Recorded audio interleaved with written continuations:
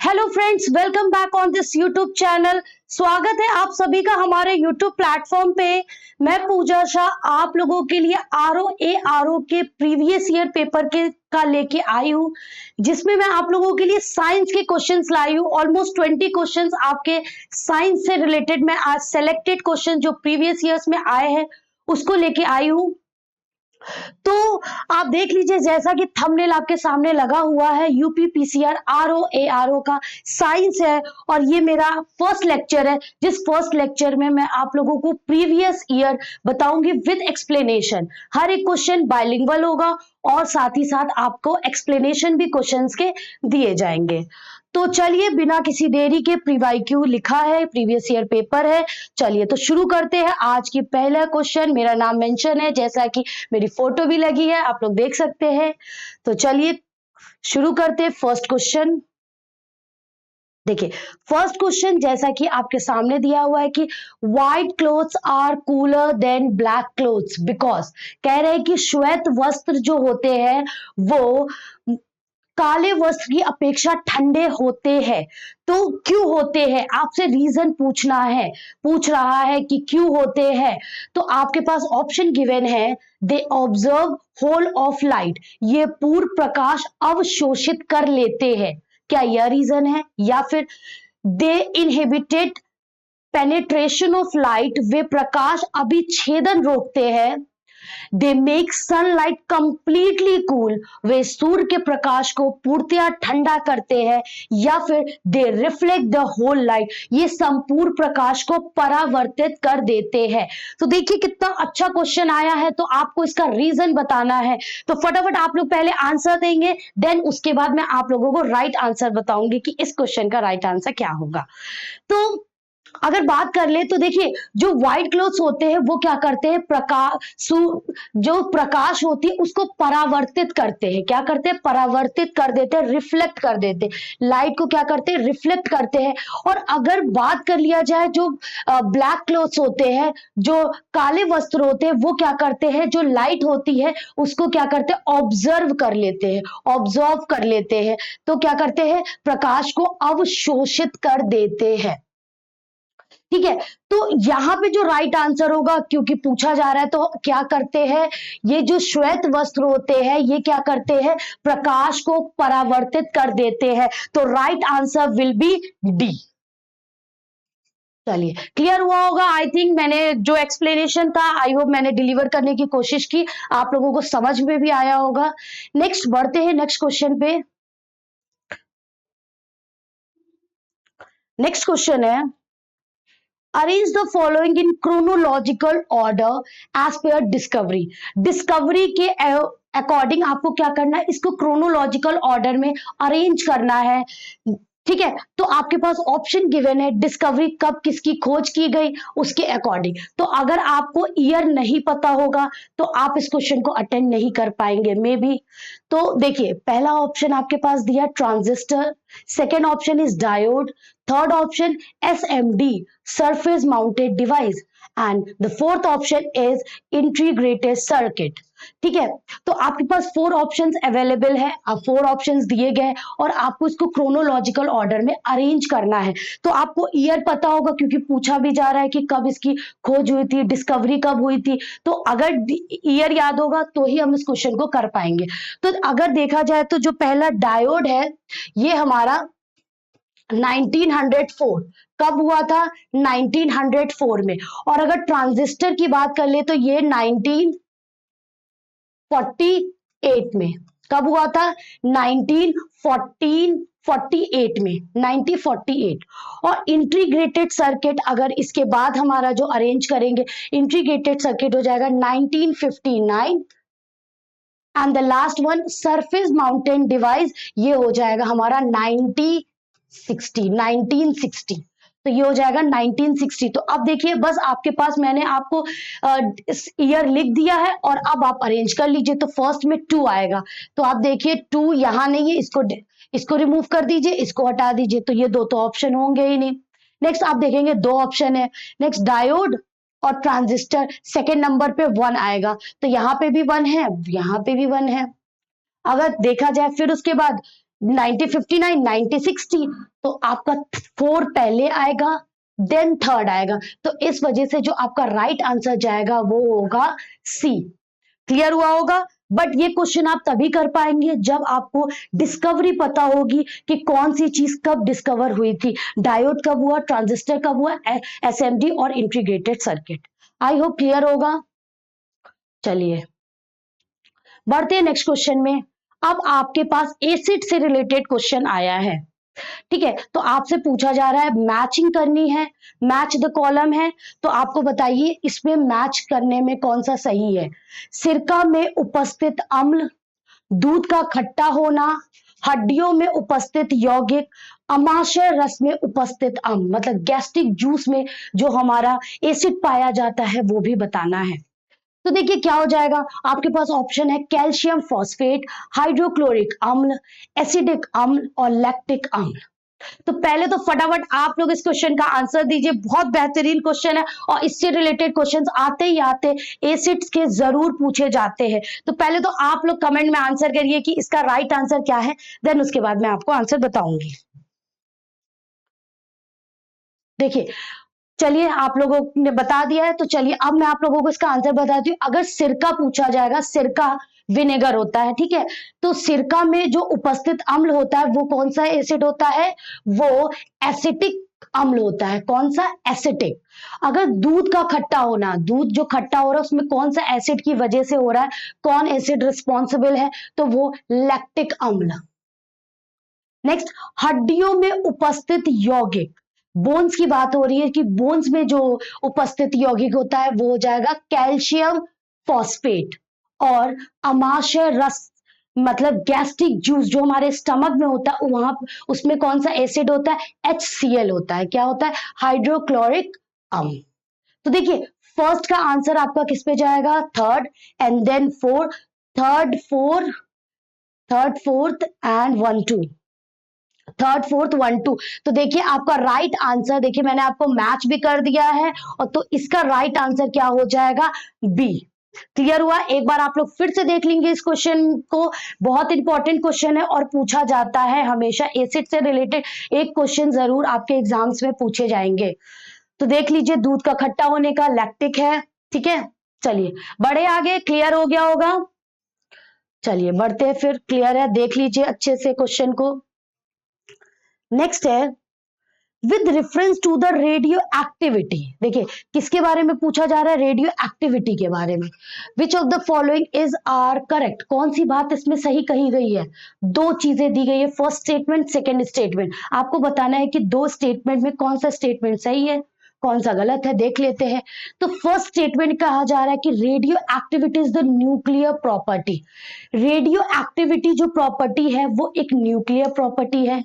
क्या ये सही है। Next, hydrogen bomb is made on the principle of nuclear fission. क्या हाइड्रोजन बॉम्ब बनाया जाता है न्यूक्लियर फिजन के प्रिंसिपल पर। तो देखिए दो ऑप्शन दिया है, तो देखिए अगर बात कर ले फर्स्ट ऑप्शन की, तो कहा जा रहा है रेडियो एक्टिविटी जो है वो हमारा न्यूक्लियर प्रॉपर्टी है। तो बिल्कुल सही स्टेटमेंट कहा गया है कि ये बात बिल्कुल सही है। और इसकी खोज किसने की है, इसकी खोज हेनरी बेकलर ने की है। हेनरी बेकलर ने रेडियो एक्टिविटी की खोज की है। और अगर सेकेंड ऑप्शन पे देखेंगे तो hydrogen bomb is made on the principle of nuclear fission नहीं होगा। अगर यहां पे एटॉमिक बॉम्ब होता, एटॉमिक एटॉमिक तो हमारा ये सही होता। अगर यहाँ पे एटॉमिक बॉम्ब होता देन ये हमारा आंसर सही होता। But hydrogen bomb is made up of, ये बात, ये स्टेटमेंट फॉल्स है।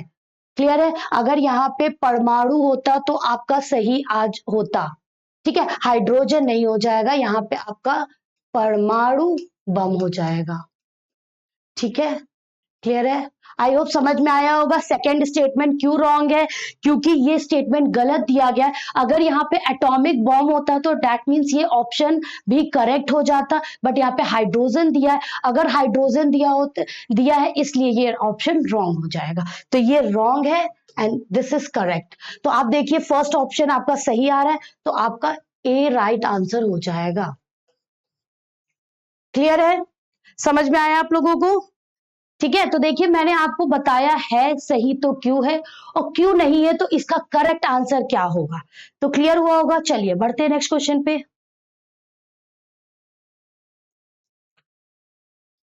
Which of the following pair of gases is used for the respiratory activities of diver? जो डाइवर होता है, जो गोताखोर होता है, जो स्विमर होता है, वो जब पानी में जाता है तो अपने साथ क्या करता है, अपने साथ जाता है तो वो गैस बैग लेके, एक गैस का बैग लेके जाता है। तो आपसे क्वेश्चन में यही पूछना चाह रहे हैं कि जो गैस का बैग जो फिल करके ले जाते हैं उसमें कौन सा गैस फिल होता है, ये आपसे क्वेश्चन पूछना चाह रहे हैं बेसिकली। तो देखिए आपके पास ऑप्शन है oxygen, helium, oxygen and neon, oxygen and nitrogen and oxygen and argon. फटाफट सब लोग बताइए आप लोग कि इसका राइट आंसर क्या होगा। बहुत अच्छा क्वेश्चन है, बताइए कौन कौन से गैस फिल किए जाएंगे। टू गैसेस का नेम आप सभी ऑप्शन में टू टू गिवन है, आप बताइए क्या होगा। देखिए देख कौन सा गैस होगा, तो आपका जो फर्स्ट ऑप्शन दिया है ऑक्सीजन एंड हीलियम, यही आपका राइट आंसर होगा। देखिए ऑक्सीजन तो होगा ही होगा, तीनों ऑप्शन में, फोर ऑप्शन में आपके दिए गए सारे ऑप्शन में, बट नियॉन नहीं होगा, ना ही नाइट्रोजन होगा, आर्गन भी नहीं होगा, आपका राइट आंसर हीलियम होगा। ठीक है ना। तो कौन कौन से गैस रेस्पिरेटरी एक्टिविटीज के लिए है, ऑक्सीजन एंड हीलियम। चलिए क्लियर हुआ। बढ़ते हैं नेक्स्ट क्वेश्चन पे। नेक्स्ट देखिए फिर मैथ से रिलेटेड क्वेश्चन आ गया, मैचिंग से रिलेटेड आ गया। तो बताइए इसका क्या होगा। आपके पास ऑप्शन है bleaching powder, baking soda, washing powder, plaster of Paris. तो बताइए इसका क्या होगा। और आपके पास ऑप्शन है sodium bicarbonate, sodium carbonate, calcium oxychloride and calcium sulphate. बहुत अच्छा क्वेश्चन है, जिसमें देखिए आपके पास सारे पाउडर सोडा से रिलेटेड क्वेश्चंस आ गए हैं। तो जल्दी जल्दी सब लोग आप लोग कमेंट में आंसर करिए कि इसका राइट आंसर क्या होगा। देखिए ब्लीचिंग जो पाउडर होगा, ब्लीचिंग पाउडर हमारा हो जाएगा कैल्शियम ऑक्सीक्लोराइड। क्या हो जाएगा, bleaching powder calcium oxychloride, baking soda sodium bicarbonate. आप लोगों को मोस्टली लोगों को ये जरूर पता होगा बेकिंग सोडा का, तो क्या हो जाएगा sodium bicarbonate. And washing powder का क्या हो जाएगा sodium carbonate. And plaster of Paris हो जाएगा कैल्शियम सल्फेट। तो देखिए ऑप्शन आपका आ रहा है फर्स्ट का, third, third, one, two and fourth. तो आपका ऑप्शन, आपका राइट आंसर, यहां पे आपका राइट आंसर सी होगा। क्लियर है। ठीक है, इसका आपका राइट आंसर क्या होगा, सी इसका राइट आंसर होगा। आप लोग एक बार ध्यान से देखेंगे और ये बिल्कुल रट लीजिए, ये सब क्वेश्चन आते ही आते हैं हर एक एग्जाम्स में, यूपीपीसीएस ये सब में देख लेंगे, आरओ में ये सब आते ही है। तो आप लोग अच्छे से इन सब क्वेश्चंस को करिए। बाकी हम है ही आने वाली क्लासेस में मैं आप लोगों को हर एक विटामिन से रिलेटेड, डिजीजेस से रिलेटेड क्वेश्चन, जितने भी बेकिंग सोडा जितने भी है हमारे एसिड वगैरह, उस सब पे भी सारे क्वेश्चंस मैं सेलेक्टेड लेके आऊंगी और मैं आप लोगों को डिलीवर करूंगी। ठीक है, तो चलिए अभी तो हम लोग प्रीवियस ईयर कर रहे हैं, उसके बाद, और हाँ क्लास पसंद आए तो लाइक जरूर करिएगा और सब्सक्राइब भी चैनल को जरूर करिएगा। तो आपके पास नेक्स्ट फिर देखिए मैच पे ही रिलेटेड क्वेश्चन आया है। देखिए पहला दिया ऑक्सिन, जिब्रेलिन, साइटोकाइनिन, ऑब्सेसिक अम्ल, कोशिका वृद्धि, कोशिका विभाजन, वृद्धि अवरोधक और शिखर प्रधानता। देखिए ये है थोड़ा, देखिए स्टार्टिंग के क्वेश्चंस बिल्कुल मॉडरेट लेवल थे, बिल्कुल इजी इजी क्वेश्चंस थे। अब देखिए डे बाय डे थोड़े थोड़े क्वेश्चंस के लेवल बढ़ रहे हैं, तो ये थोड़ा लेवल थोड़ा सा ज्यादा है, अदरवाइज तो मॉडरेट क्वेश्चंस थे। तो बताइए इसका मैच द कॉलम, इसका क्या होगा राइट आंसर। फटाफट आप लोग बताइए जल्दी से, इसका राइट आंसर क्या होगा। बहुत अच्छा क्वेश्चन है।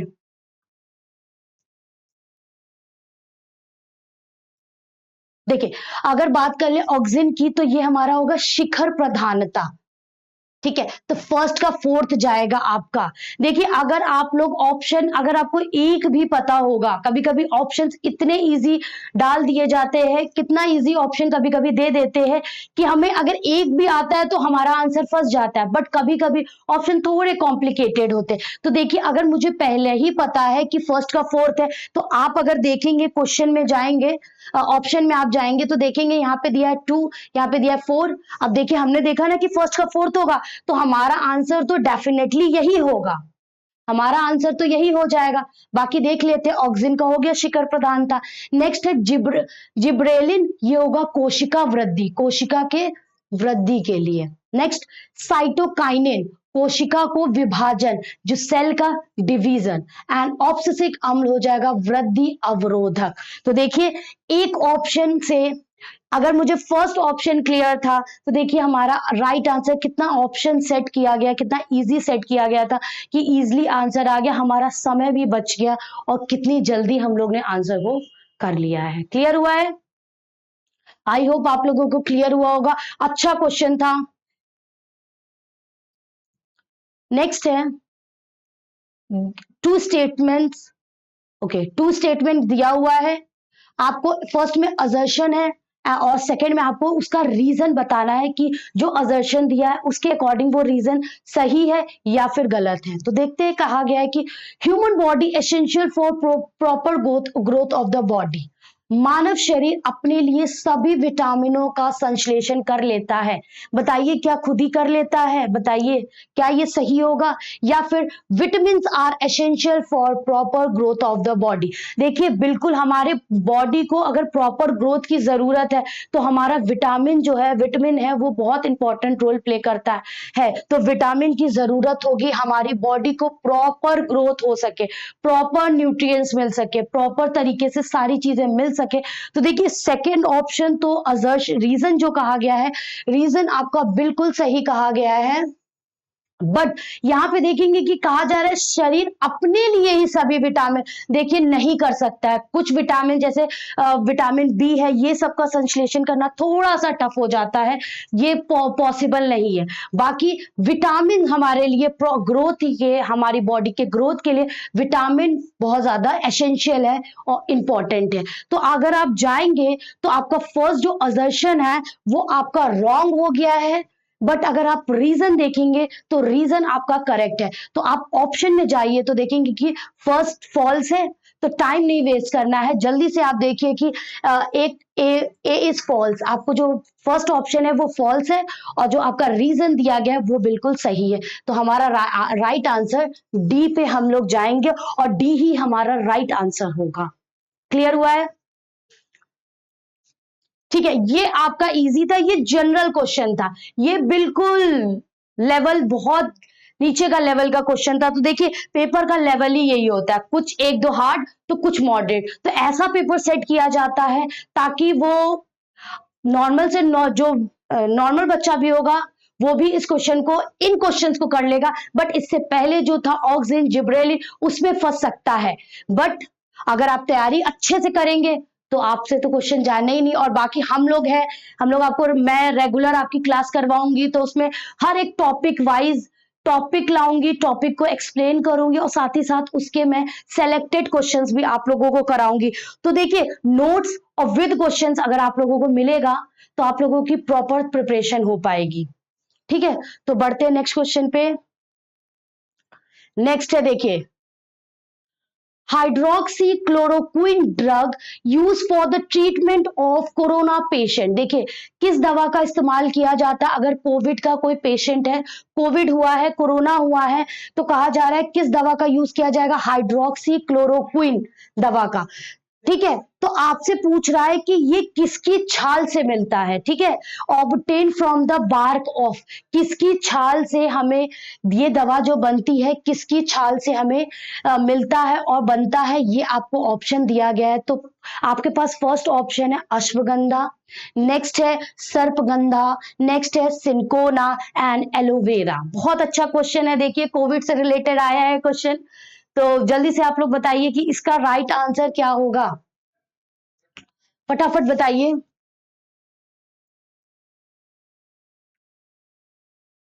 देखिए अगर इसका राइट आंसर देखेंगे तो सिनकोना हो जाएगा। सिनकोना पेड़ की छाल से मतलब इसके बार्क से ही क्या करते हैं, कोविड पेशेंट के लिए मेडिसिन बनाया जाता है और इस दवा का नाम भी आपको दिया है हाइड्रोक्सी क्लोरोक्विन। क्लियर है? चलिए बढ़ते हैं नेक्स्ट क्वेश्चन पे। What is the importance of crop rotation? फसल चक्र पे क्वेश्चन दिया गया है कि फसल चक्र का क्या फायदा है, क्या इंपॉर्टेंस है, महत्व क्या है, बेसिकली ये बताना है क्या महत्व है। ठीक है, फार्मिंग में क्या। तो देखिए आपके पास ऑप्शन है। अगर इससे क्या होगा, क्रॉप रोटेशन से इससे उत्पादन में वृद्धि होता है, इंक्रीज द प्रोडक्शन, प्रोडक्शन बढ़ता है, या फिर soil fertility is conserved, soil की जो फर्टिलिटी होती है उसको कंजर्व करता है। ठीक है, soil erosion, soil erosion is reduced या ऑल ऑफ द अबव। देखिए आप बता दीजिए फटाफट, आप लोग कमेंट में आंसर करिए, देन मैं आपको आंसर बताऊंगी।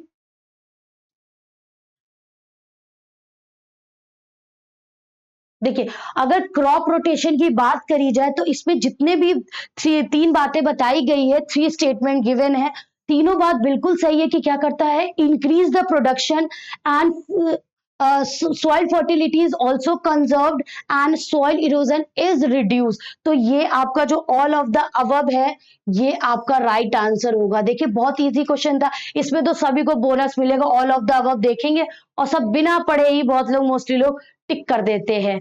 तो इवन पॉजिटिव सारी बातें बिल्कुल सही कही गई थी, तो आपका right answer all of the above ही होगा, सारी बातें बिल्कुल सही है। नेक्स्ट क्वेश्चन आपके पास है, which of the following microorganisms are used as biofertilizers? देखिए किसके बारे में पूछ रहा है, सूक्ष्म जीव जैव उर्वरक के रूप में प्रयोग होते हैं। ठीक है, तो बताइए किसके रूप में प्रयोग होते हैं, वायरस, फंजी, प्रोटोजोआ, साइनोबैक्टीरिया। फटाफट आप लोग बताइए इसका राइट आंसर क्या होगा। देखिए आपका इसका राइट आंसर क्या होगा, जैव उर्वरक के रूप में किसका प्रयोग किया जाता है, साइनोबैक्टीरिया का। तो आपका राइट आंसर किस पे जाएंगे, फोर्थ पे जाएंगे, डी आपका राइट आंसर होगा। क्लियर हुआ है? चलिए बढ़े नेक्स्ट क्वेश्चन पे बढ़ते हैं। Next, sunflower is the oil seed crop. सभी को पता है सनफ्लावर क्या है, ऑयल सीड क्रॉप है। तो आपसे बहुत सिंपल क्वेश्चन है, कह रहा है साइंटिफिक नेम बताना है। क्या करना है, साइंटिफिक नाम आपको बस बताना है। तो बताइए क्या होगा, आपके सामने ऑप्शन है ग्लाइसिन मैक्स, रिसिनस कम्युनिस, कैथेमस टिंकोरियस या फिर बंची टॉप। तो आपके पास ऑप्शन दिए गए, फटाफट आप लोग बताइए कि इसका राइट आंसर क्या होगा। Scientific name of sunflower basically पूछा जा रहा है, तो फटाफट आप लोग बताइए इसका राइट आंसर क्या होगा। फिर आगे बढ़ेंगे जल्दी से।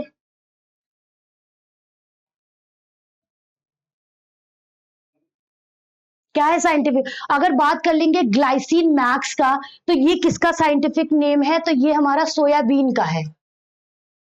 किसका है, सोयाबीन का साइंटिफिक नेम क्या है, ग्लाइसिन मैक्स। बट यहाँ पे पूछा गया है कि सनफ्लावर का क्या है, तो ये है कार्थमस टिंकोरियस। आपका सी राइट आंसर होगा। कौन सा होगा, सी। देखिए जिनको भी नहीं आता है, जो भी ये क्लास देख रहे हैं, तो आप अपनी कॉपी में नोट डाउन बिल्कुल इनको करके रखिए।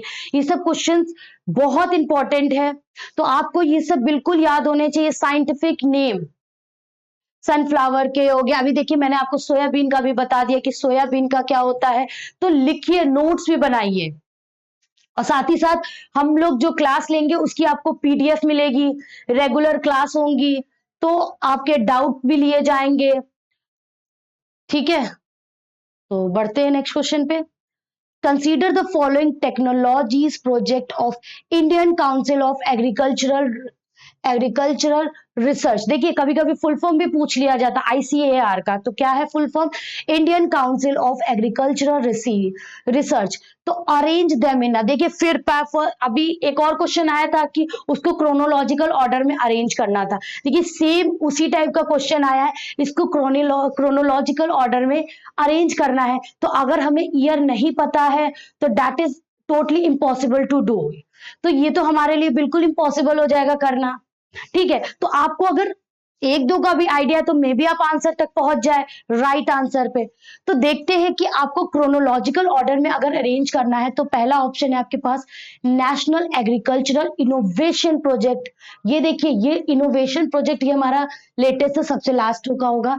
कृषि विज्ञान केंद्र, नेशनल कल्चरल टेक्नोलॉजी और लैब टू लैंड प्रोजेक्ट। तो देखिए आपके पास चार है, आपको इसको क्रोनोलॉजिकल ऑर्डर में अरेंज करना है। तो चलिए मैं आप लोगों को इसका ईयर बताऊंगी। तो देखिए कृषि विज्ञान केंद्र कब हुआ था? 1974। ऑलराइट, 1974। और अगर आपका लैब टू लैंड प्रोजेक्ट तो ये आपका हुआ था 1979 में। ऑलराइट, और नेशनल एग्रीकल्चर टेक्नोलॉजी प्रोजेक्ट ये आपका 1998 में। और the last one national agricultural innovation ये आपका 2006 में। कब? 2006 में। तो देखिए बस मैंने आप लोगों को अब ईयर बता दिया, सन बता दिया। तो जब आपको ये क्लियर, तो अब आपका आंसर आ जाएगा। तो देखिए आपका पहला जाएगा 2 4। अगर आप देखेंगे तो देखिए आपको यही पता हो कि सबसे पहला कृषि विज्ञान केंद्र था, उससे भी आपका आंसर आ रहा है पहला 2 होगा। तो देखिए पहला 2 हमारा इस ऑप्शन में है, यहां नहीं है, कट कर दीजिए, यहां नहीं है, यहां नहीं। अगर आपको एक भी पता है तो आप आंसर पे जा सकते हैं। मे भी किसी को ये पता हो, किसी को ये ना पता हो। तो आपको एक या दो भी आपको पता होगा तो आप इजिली आंसर तक जा सकते हैं। ठीक है, क्लियर है? बड़े नेक्स्ट क्वेश्चन पे देख लीजिए एक बार। चलिए बढ़ते नेक्स्ट क्वेश्चन पे फिर। Alcohol that is derived from fermentation of germinated barley grains is known as, जौ के अंकुरित बीजों के किण्वन से बने शराब को क्या कहते हैं? बताइए, जौ के अंकुरित बीज से बने की बात हो रही है, तो बताइए क्या कहते हैं? बियर, वाइन, वोडका, रम।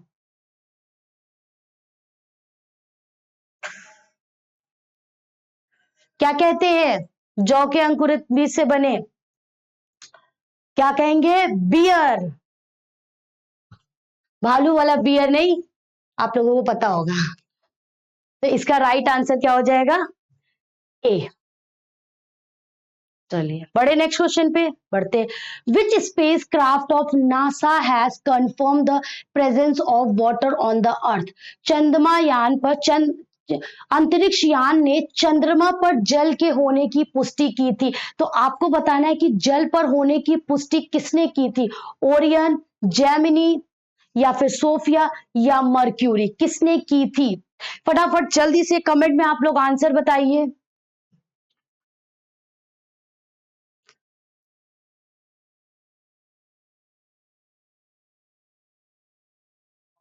तो किसने की थी इसकी पुष्टि? इसकी पुष्टि सोफिया ने की थी। ठीक है, क्लियर है? चलिए बढ़ते नेक्स्ट क्वेश्चन पे। On 18th October 2020, India successfully test fired which of the following missile? कौन सी मिसाइल का परीक्षण किया था आपको बताना है। वो कब? 18 अक्टूबर 2020 को किया था। तो बताइए किसका किया था? BrahMos supersonic cruise missile, air force missile, BrahMos supersonic cruise missile Naval version, या फिर BrahMos supersonic missile suitable for all three forces, BrahMos supersonic cruise missile army version. बहुत अच्छा क्वेश्चन है, जल्दी जल्दी फटाफट सब लोग कमेंट में इसका राइट आंसर करिए कि इसका राइट आंसर क्या होगा। 18 अक्टूबर 2020 को हुआ है। बाकी हुए तो सारे हैं, बट आपको डेट के अकॉर्डिंग पूछा गया है कि इस दिन कौन सा हुआ है। तो इस दिन कौन सा हुआ है, हमारा सेकंड ऑप्शन होगा, क्या हो जाएगा, BrahMos supersonic cruise missile Naval version. ठीक है, नवल वर्जन। ठीक है, तो आपका राइट आंसर यहां पे बी होगा। नेक्स्ट क्वेश्चन है, in UP which of the following assist entrepreneurs in setting up of industries and enterprises. देखिए क्या कहा जा रहा है, उत्तर प्रदेश के उद्यमियों को उद्योगों में एवं उद्योग लगाने में सहायक करता है। कौन सहायक करता है, यूपी स्टेट फाइनेंशियल कॉरपोरेशन, राज्य वित्त नियम, या फिर UP state industrial development authority, department of infrastructure and industrial development, और लास्ट वन इज उद्योग बंधु। बहुत इजी क्वेश्चन है, आपको क्वेश्चन ही पढ़ के आपको लगेगा कि इसका राइट आंसर क्या होना चाहिए। फटाफट इसका राइट आंसर आप लोग बताइए जल्दी से, फिर बढ़ेंगे आगे। यूपी स्पेशल क्वेश्चंस आपके यूपी से आएंगे ही आएंगे, 4-5 क्वेश्चंस आपके आते ही है बिल्कुल। तो जल्दी से बताइए इसका राइट आंसर क्या हो जाएगा। तो देखिए किसकी बात हो रही है, उद्योग लगाने में सहायक कौन करता है, तो उद्योग बंधु करता है। कौन करता है, उद्योग बंधु। तो आपका राइट आंसर क्या हो जाएगा, डी आपका राइट आंसर होगा। क्लियर है, आई होप आप लोगों को समझ में आया होगा, इसका राइट आंसर क्लियर हो गया होगा। नेक्स्ट क्वेश्चन है, विद रेफरेंस टू ठुमरी। ओ, ठुमरी आपका एक डांस है, लोक नृत्य है। तो आपको दो स्टेटमेंट दिए गए और आपसे पूछ रहे हैं कि जो ठुमरी है, ठुमरी क्या एक लोक नृत्य है, उसके बारे में जो दो स्टेटमेंट कही गई है, आपको बताना है कौन सी सही है कौन सी गलत है। और दोनों सही है तो दोनों सही है। फिर thumri originated in UP, thumri की उत्पत्ति उत्तर प्रदेश में हुई। Thumri is light and attractive, thumri सुगम एवं आकर्षक है। बताइए जल्दी से, बहुत अच्छा क्वेश्चन है। ठुमरी डांस लोक नृत्य है एक।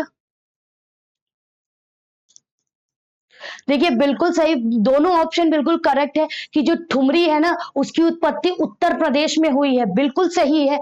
और साथ ही साथ जो सेकंड ऑप्शन भी बोला गया है कि thumri is light and attractive, सुगम एवं आकर्षक है, तो ये भी बिल्कुल सही कहा गया। तो दोनों स्टेटमेंट बिल्कुल सही है।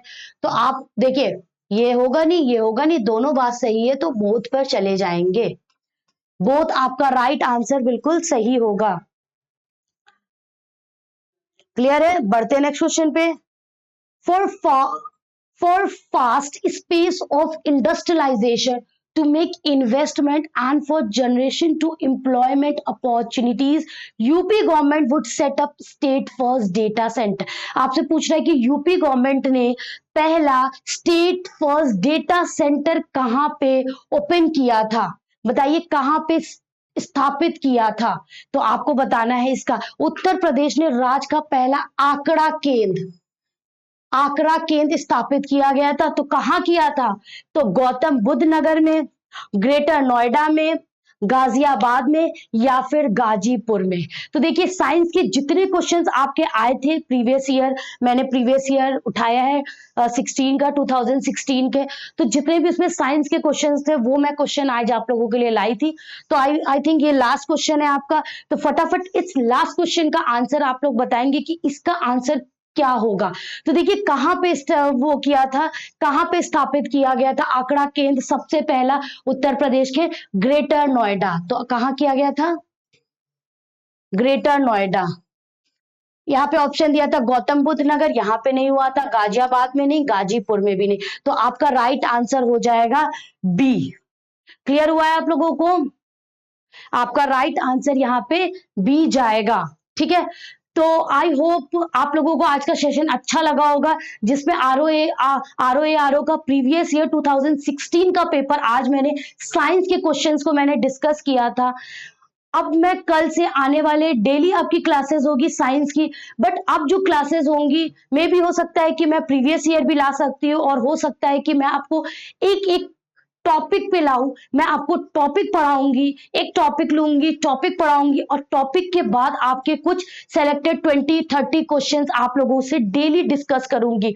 तो आप हमारी क्लास डेली देख सकते हैं, जिसमें हम लोग प्रिपरेशन, अच्छी प्रिपरेशन बिल्कुल करा रहे हैं। सारी चीजें विश्वास रखिए यहां आपको प्रोवाइड की जाएगी, पीडीएफ मिलेंगी, प्रॉपर क्लासेस, डेली जो क्लासेस होंगी उसकी भी पीडीएफ आपको on daily to daily provide करी जाएगी।